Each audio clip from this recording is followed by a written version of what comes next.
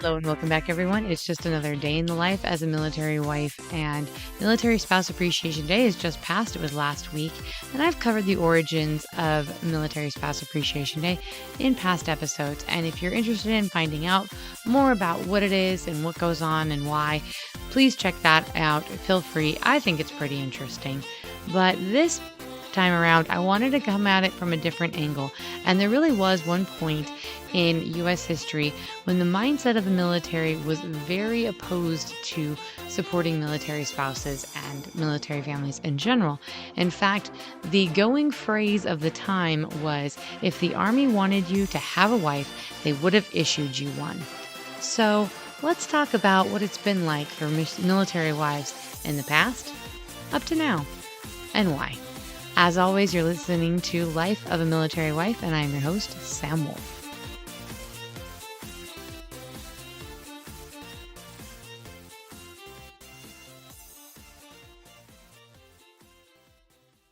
So before we get started on the episode, just kind of a housekeeping thing. Um, Life happens, and Murphy's Law of military life usually takes a play in everything. You know, what can go wrong does go wrong. But luckily, this time around, things went less than ideally, but my husband was actually here to help out. So that was fabulous. I was roller skating with my sons and I slipped and fell and fractured my wrist. So there was no episode as a result, but I am back functioning and we're just going to take it from here. So, thanks for your patience on the lack of episode last week. We're just going to hit the ball rolling. Yes, we missed a current events episode. Hopefully, I'll be able to make it up to you since there is 5 weeks, 5 Wednesdays this month. So, we should be good. And I should be able to catch up with that. That said, let's get into today's episode. So, military spouses have been a factor in the United States military since the beginning. Now, back in the Revolutionary War, there were military spouses who would become camp followers, and we'll explain in just a second what that was. And there were quite a few that would just stay home. I had an ancestor who was in the Revolutionary War, served under General George Washington, but his wife and kids stayed home. They didn't follow him to the field. So that was, a factor. Now, what was a camp follower?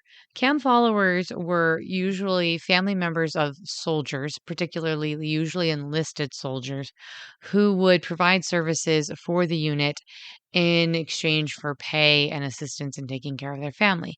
These services would be cooking, sewing, knitting, assembling food baskets, providing forage for horses, cleaning barracks, providing medical services, supervising field hospitals, and sometimes even loading and firing muskets. And there are some pretty interesting stories, if you dig into it, of military spouses who did these roles throughout the Revolution and other conflicts in the early U.S. history, and including the Mexican American War. I actually have a couple ancestors who were camp followers for their husband's unit at the time. And I also had, it's really funny because I've had family members in early U.S. history who did both, stayed home with the kids or followed their husbands into battle. And it just depended on where they were at. Usually, if they had more kids, they stayed home. And for my family, not everyone, but for my family, and those who had fewer kids followed their husbands on campaign. And one in particular situation with the Mexican American War was two sisters. I am descended from one of the sisters, and both of their husbands enlisted into the same unit. And so they were both camp followers together. One had, I believe, a kid, and the other one had no kids at the point of their husbands enlisting. By the time their units reached Colorado and a fort in Colorado on their way to the war, the one sister was very pregnant. Now, I think it's quite possible that she was probably in early stages of pregnancy when he enlisted, but I know that she was very pregnant by the time they got to the fort in Colorado, and the unit received a new commanding officer, and that commanding officer determined there was too many camp followers for that unit and required some of them to stay behind, particularly my ancestor, who was very pregnant. And she stayed behind in the fort with her sister and her sister's kid and had the baby and subsequently actually died in childbirth. Later on, after the war, her sister took her baby and met up with the family where they were at when they left the military. Um, so my family were not permanent camp followers. There were people who did that. That was just their life. That was what they did generationally as enlisted families. Now, officers had a completely different situation, and most of the stuff I'm talking about, we're going to be referring to enlisted families. Officers, wives, and families were treated differently and had more of an allowance given to them and better accommodations in general. In fact, officers have been, for the majority of the United States history, encouraged to be married. In fact, it's very difficult sometimes if they're not married. Now, just prior to the Civil War, changes started to take place. Congress in 1847 passed legislation making married men uneligible for enlistment. Now, there were still plenty of individuals already in the military who were enlisted members of the military, and their families were camp followers. So that persisted through the Civil War with camp followers being involved. And currently, the wives could still go and be around. So we have stories of that through the Civil War period. It wasn't until 1883 that things really started to take a massive turn against the supporting of military enlisted families. And in 1883, they were denied the right for separate housing. So the enlisted member would have to be barracked with all the other enlisted members. And in 1901, it explicitly began to discourage a reenlistment of married soldiers. This was and then when World War I hit, married men were actually able to receive a deferral from the draft because they wanted them to stay home with their families. And this was the first time wives could not follow their husbands into conflict as camp followers. So previously, before World War I, anytime we had a major conflict, military spouses very frequently, and even children, would accompany their fathers, husbands, into the field, sometimes into the field of battle. And that was not permitted in World War I. They were sent without this support structure. So there were some issues and things started to change. They started to realize that maybe there were some realizations. People had a little bit of a wake up call. But anyway, things started to change. Attitudes towards enlisted families began to alter. And in 1925, enlisted soldiers were able or permitted to marry as long as they had written permission from a superior officer, which is still kind of extreme because, I mean, that's rather a significant loophole, written permission.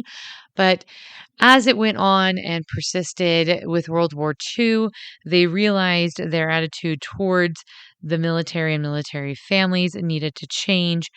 And it was passed in 1942. The Secretary of War got the Army Emergency Relief Act put in, and then Servicemen Dependent Allowance Act was also put into effect in June of that year. These allowed for extra money to go to individuals who were married and had children, dependent upon how many dependents they had. Also, for money to go to soldiers who were helping provide for their parents or siblings and other things like that. And so it was a change in opinion.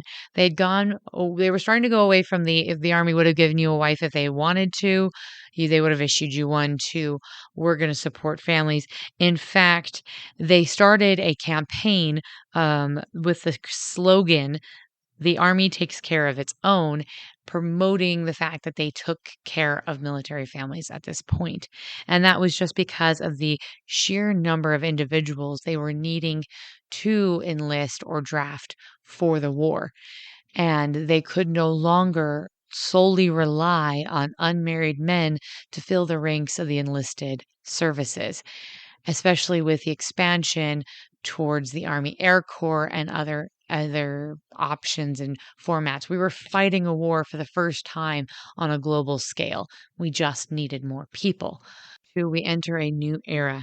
And finally, at this point, especially in the 1960s, over 6,000 armed forces personnel their and members of their military families, which numbered around 462,000, were permitted to join the military bases or live basically with their military service member in Europe and Asia.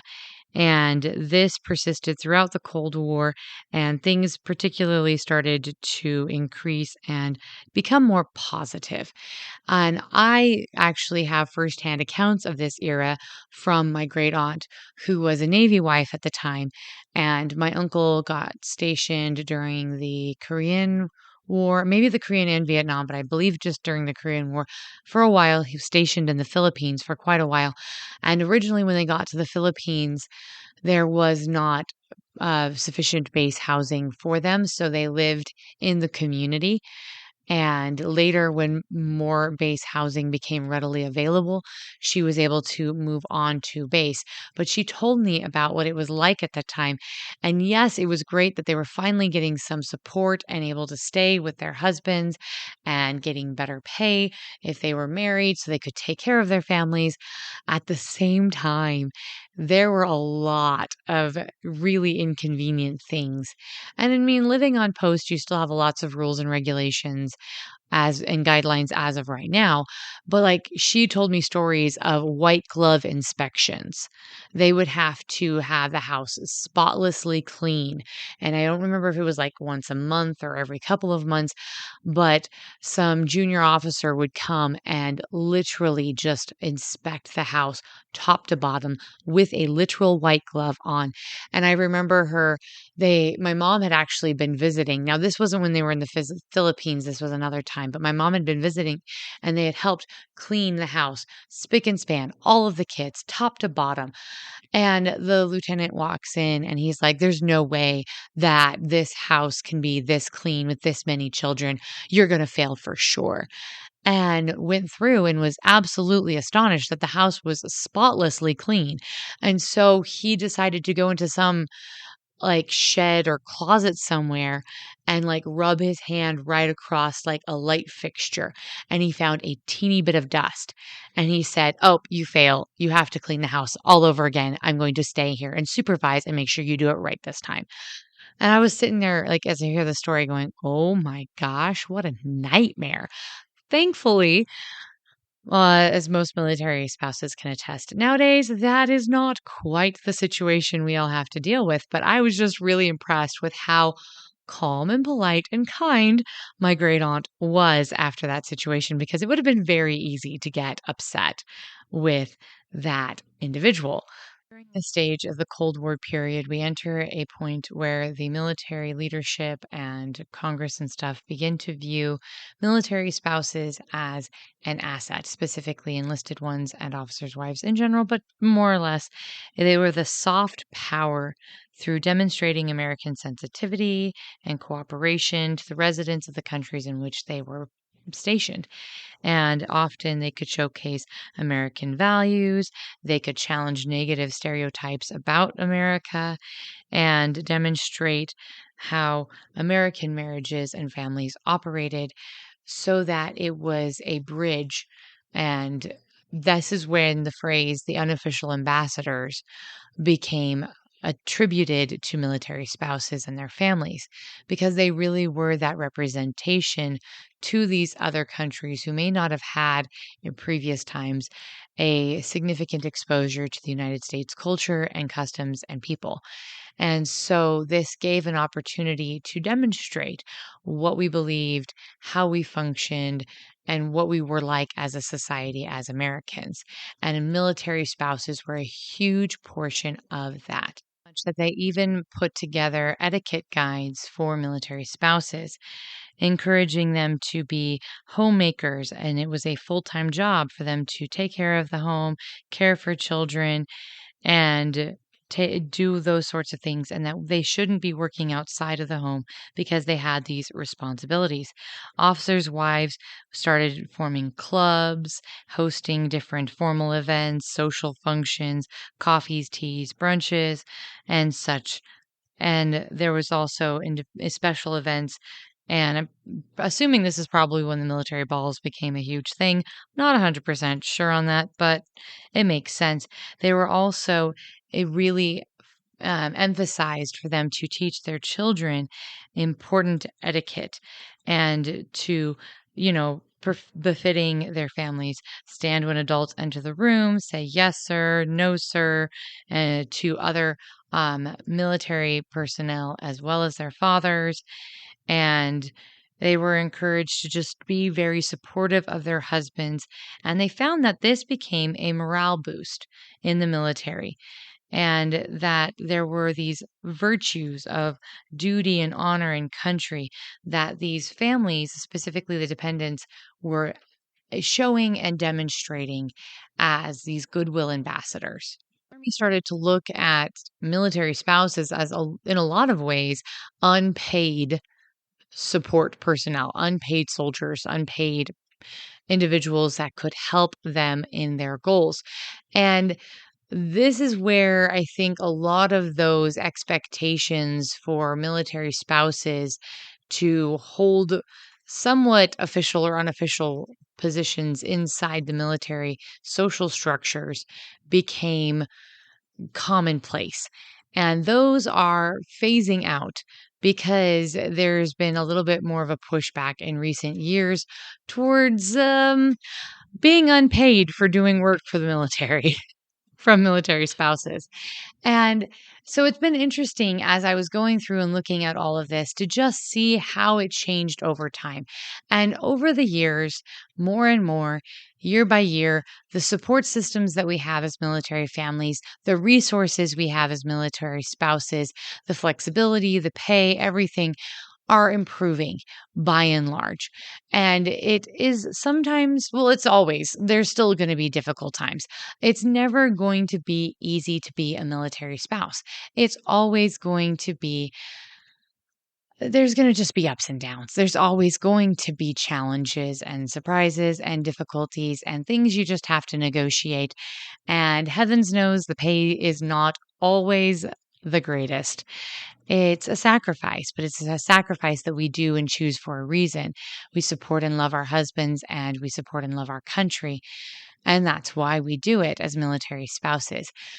However, I know for me that when times are hard and things are difficult, it is often very helpful for me to reflect on the experiences of my ancestors who were military spouses in previous generations who dealt with a lot more challenges and difficulties and even complete lack of support by the military, more so than I ever have. And it really helps put in perspective my struggles and challenges. Yes, things can still be hard. Yes, I do need help. Yes, sometimes I wish things were easier. But in so many ways, I have it a lot better than my ancestors did, who were previous military spouses. And we, as current day military spouses, have a lot of thanks to give to those who came before us and helped pave the way for all of the blessings and benefits that we enjoy. And that is really where I want to end and hit on with this episode, is that things change, things develop, and they constantly will. Change is just something that happens. But I am grateful for the blessings we have as modern day military spouses. And hopefully, this recap of history will help you look on the bright side when things get a little hectic next time. So, for all of you who are military spouses, thank you for all of your hard work and everything you do. And for those who are not, but maybe have friends or family who are, please tell a military spouse how much you appreciate the sacrifices they make so that their spouse can defend our country. And always, please try to be the good that you want to see in the world. There's a lot of crazy. We can be the good. Let's do that. So, again, there's a lot going on. This month has an extra week, and hopefully that means I will get to catch up on some that I missed with being out last week. Please keep sending me ideas and suggestions on topics. And if you know of someone or an organization that would be beneficial to have highlighted or interviewed, or if there's a research study or book you would like me to review, I do have a degree in family life science, and I love covering those resources for all of you. So with that said, please feel free to drop me a line. You can email me, send me a message on Facebook or a message on X. And most of all the contact information should be in the description of the episode below. As always, I am your host, Sam Wolf, and you are listening to Life of a Military Wife.